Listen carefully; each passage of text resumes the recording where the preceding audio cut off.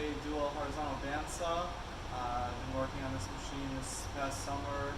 My project has pretty much been to convert it from machine running on relay logic to a machine running on PLC logic through a computer. So I just wanted to give a quick demo of how the machine works, and then how it runs through the PLC, and then how that sends data to the Sesame Smith platform. So it's going to turn on the machine,